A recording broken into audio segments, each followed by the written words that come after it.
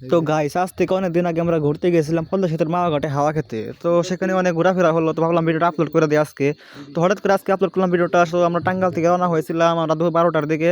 তো পেট্রোল পাম্পের থেকে আমরা পেট্রোল পাম্পে না, সরি, গ্যাস পাম্পে থেকে গ্যাস ট্যাস নিয়ে আমরা আস্তে আস্তে বেরিয়ে পড়লাম পদ্মা সেতুর উদ্দেশ্যে। তো তারপর রাস্তার দুই পাশে পরিবেশ দেখতে দেখতে আমরা আস্তে আস্তে অনেক দূর চলে যাচ্ছিলাম। ভালোই লাগছিল, গাড়ির মধ্যে সবাই অনেক মজা করছিল। তো আস্তে আস্তে আমরা চলে যাই ঢাকা এয়ারপোর্টের পাশে। তারপর চলে যাই আমরা আস্তে আস্তে ঢাকার মেন সিটির দিকে। তো সেখানে একটু খিদে পেয়ে গেলো, তো ভাবলাম সবাই মিলে একটু খাওয়া দাওয়া করে নেই। তো সবাই মিলে রেস্টুরেন্টে একটু খেয়ে দিয়ে নিলাম। তারপর শুরু হলো আমাদের আবার যাত্রা। তো আস্তে আস্তে আমরা রাস্তার দুই পাশে পরিবেশ দেখতে দেখতে আমরা চলে গেলাম ঢাকার বুড়িগঙ্গা নদীর তীরে। সেখানে একটা লঞ্চ আসতে রাস্তা দিয়ে। তো মোটামুটি ভ্রমণটা ভালো লাগছিল। গাড়ির মধ্যে আমরা প্রায় 3-4 ঘন্টা জার্নি করেছিলাম সেদিন। তো সবাই অনেক মজা করছিল, গাড়িতে নাচানাচি করছিল, কিন্তু আমি নাচানাচি করিনি, আমি বসেছিলাম গাড়ির মধ্যে। তো আস্তে আস্তে আমরা চলে যাই ঢাকার থেকে আমরা মুন্সিগঞ্জের দিকে, কারণ মুন্সিগঞ্জ হচ্ছে পদ্মা সেতু সেই মাওয়া ঘাট।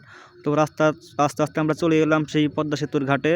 তো এখন নামলাম, নামার পর একটু হালকা বাতাস লাগলো, গরমের মধ্যে গিয়েছিলাম আমরা। গাড়ি থেকে নামার পর মনটা একদম ফ্রেশ হয়ে যায়, সেখানে ঠান্ডা হাওয়া আসছিল, গরমের মধ্যে আমরা গিয়েছিলাম।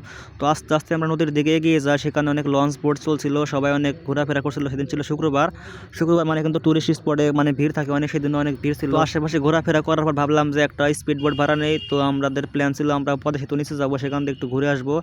তো যেই আবার সেই কাজ, তারপর নিচে গেলাম। আমরা যাওয়ার পর আমাদের একটা ছোট্টখাটো একটা বোট বানিয়ে দিলাম সবাই মিলে, আমরা ছিলাম 10-12 জনের মতো। তো সবাই বোট নিয়ে বোটের মধ্যে উঠে পড়লাম। তো বোটের মধ্যে উঠে পড়ার পর বোট ছাড়া হলো। তো বোট ছাড়ার পর গাইজ বিশ্বাস করবেন না, এত সুন্দর একটা ফ্রেশ বাতাস আসছিল নদী থেকে, কল্পনার বাইরে। তো বাতাস লাগার পর শরীরটা একবার ফ্রেশ হয়ে গেল। তো আস্তে আস্তে আমরা পৌঁছেছিলাম প্রায় 6টার দিকে, সন্ধ্যা হয়ে গেছিলো যেতে যেতে আমাদের। তো সন্ধ্যার সময় নদীর পরিবেশ অনেক সুন্দর থাকে, আপনারা ভালো করে জানেন। তো নদীর মধ্যে আমরা অনেক ঘোরাফেরা, অনেক মজা করছিলাম। আস্তে আস্তে নদীটা আমাদের পদ্মা সেতুর দিকে এগিয়ে যাচ্ছিল, সবাই অনেক মজা করছিল। তো মাঝে মধ্যে এরকম ঘোরাফেরা করলে আসলে মনটা অনেক ফ্রেশ হয়।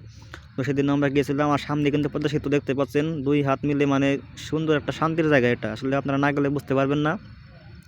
তো আপনারা যারা ভিডিও দেখতেছেন সবাই লাইক করে দিন, আর এই জায়গায় সবাই সেলফি তুলছিল। তো আস্তে আস্তে সন্ধ্যা হয়ে এসেছে, সন্ধ্যা সূর্য কিন্তু ডুবে গেছে, আর আমরা যাচ্ছি পদ্মা সেতুর নিচে, লাইটগুলো চালু হয়ে গেছে, ভিউটা অসাধারণ ছিল সেই মুহূর্তে। তো আমাদের স্পিড বোটে ক্রমশ এই নদীর তীরে সেতুর দিকে এগিয়ে যাচ্ছিল। আস্তে আস্তে আমরা সেতুর একদম নিচে চলে আসি, আর সেখান থেকে দেখা যাচ্ছিল সেতুটি কত বড়, বিশাল বড় সেতু। সেতুর একদম নিচে আমরা চলে এসেছি এই মুহূর্তে। তো জীবনে ফার্স্ট টাইম পদ্মা সেতু নিচে আসলাম, আসার পর ফিলিংসটা ছিল অন্যরকম, একদম একদম নিচে দিয়ে যাচ্ছিলাম আমরা, উপর দিয়ে গাড়ি যাচ্ছিল, মজাই আলাদা, কি বলবো।